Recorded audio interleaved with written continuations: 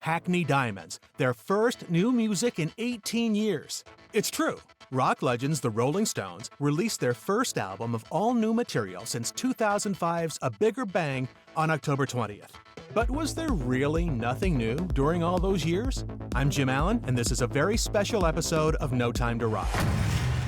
When you reached GOAT status ages ago, and you're still at it, you can take your time.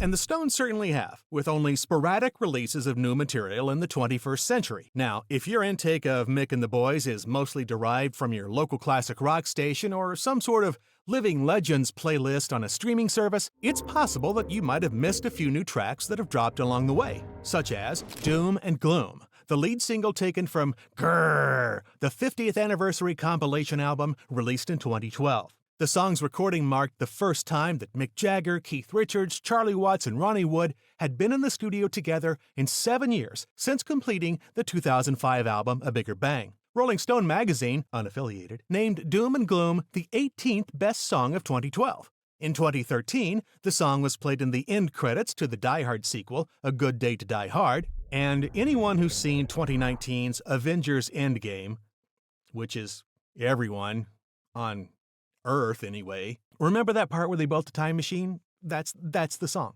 And then there's the other new single taken from Grrr, One More Shot. One More Shot was also the title of a 50th anniversary live pay-per-view concert that took place December 15, 2012 at the Prudential Center in Newark, which also featured the Black Keys, Lady Gaga, John Mayer, Bruce Springsteen, and then up-and-coming blues guitarist Gary Clark Jr.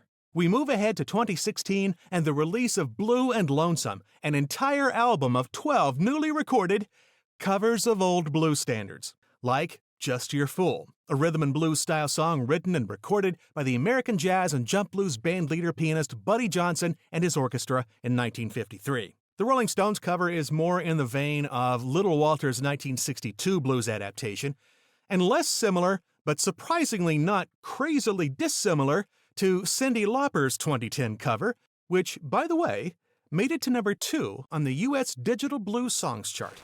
It was from her album Memphis Blues. Now, in fact, there were a total of 5 Little Walter covers on the Blue and Lonesome album, including Hate to See You Go, also released as a single with an accompanying music video largely shot in Chicago and New York. Now, the track was also included in the 2019 compilation album Honk.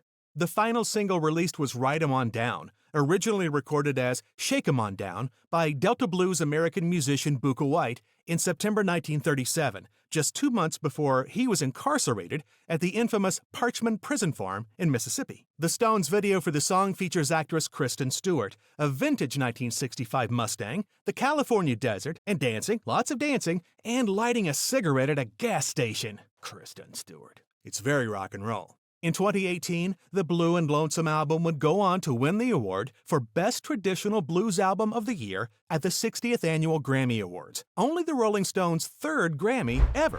Okay, so if you made it this far, please hit like, subscribe, click the bell to receive notifications. I'd like for this channel to live as long as Keith Richards.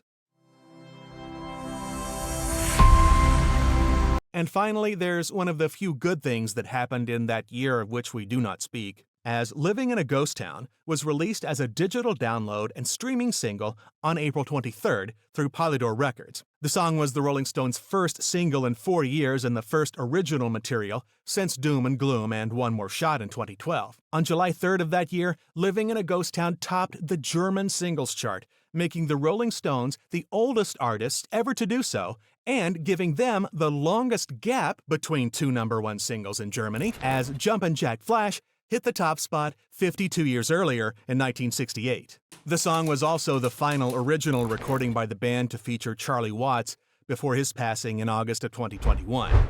So, there you go. If Hackney Diamonds is giving you mixed emotions, and the only way you can get satisfaction and avoid your 19th nervous breakdown is to get your sticky fingers on more of their music playlist up here. Check out some of the tunes I just told you about, or revisit them if you were already in the loop about them. They're good songs. Here's a link to my special Dark Side of the Moon episode, and here's a link to one of my regular weekly episodes, in which I keep you up to date on the latest music releases from the legacy classic rock, alternative, and indie artists of the 70s, 80s, and 90s. And whatever you do, No matter how you do it, don't you ever stop rocking.